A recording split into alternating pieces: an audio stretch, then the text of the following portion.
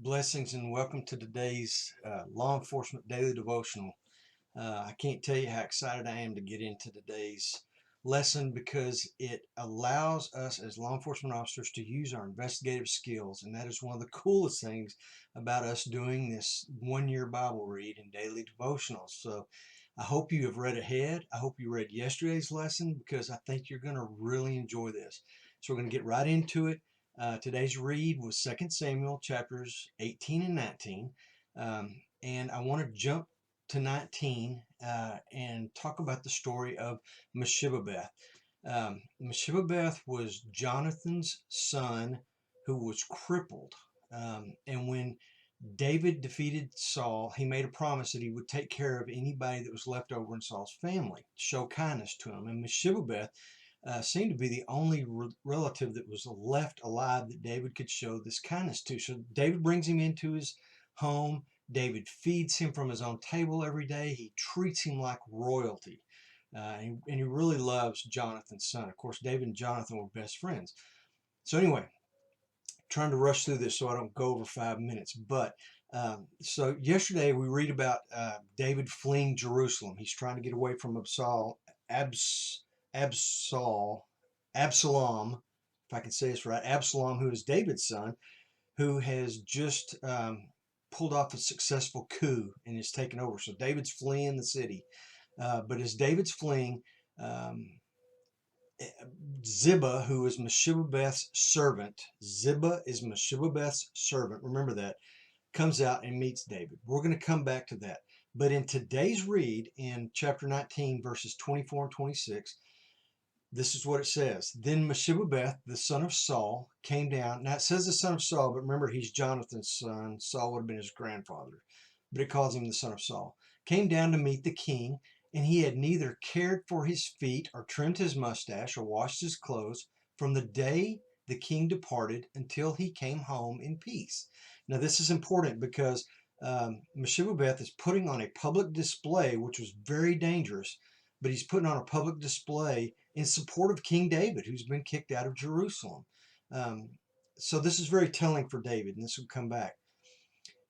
Verse 25, it was when he came from Jerusalem to meet the king said to him, why did you not go with me, Mephibosheth? So he answered, O my lord the king, my servant deceived me, for your servant said, I will saddle a donkey for myself, that I may ride on it and go with the king, because your servant is lame.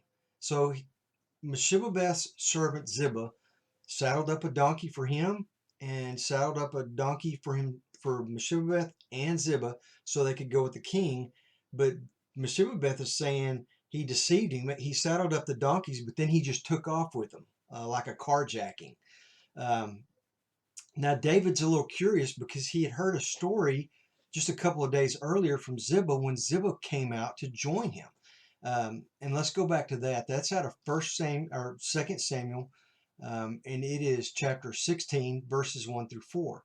Now, when David passed a little beyond the summit, and remember, David's on the run out of Jerusalem, behold, Ziba, the servant of Mephibosheth, met him with a couple of saddled donkeys. And on them were 200 loaves of bread, 100 clusters of raisins, 100 summer fruits, and a jug of wine. The king said to Ziba, why do you have these? And Ziba said, the donkeys are for the king's household to ride, and the bread of summer and the bread and the fruit of summer are for the young men to eat, and the wine for whoever is faint in the wilderness to drink. Then the king said, where is your master's son? And Ziba said to the king, behold, he is staying in Jerusalem, for he said, today the house of Israel will be restored to the king of my father, and it will be restored to me. So the king said to Ziba, behold, all that belongs to Mephibosheth is yours. And Ziba said, I prostrate myself. Let me find favor in your sight. So basically, Ziba comes to David, gives him this lie or this story, and David buys into it and says, well, I'll just take all his property and give it to you. So we have this theft by deception, which a cop would normally investigate. So as David looks at these two things and listens to the two stories, he sees the two saddled donkeys, but only one rider that Ziba brings down. Mephibosheth confirms, yeah, he saddled two donkeys, but one was supposed to be for me, but then he carjacked me and left. Plus, there's the fact of the outward appearance of the public support for David. So David knows which one's telling the truth.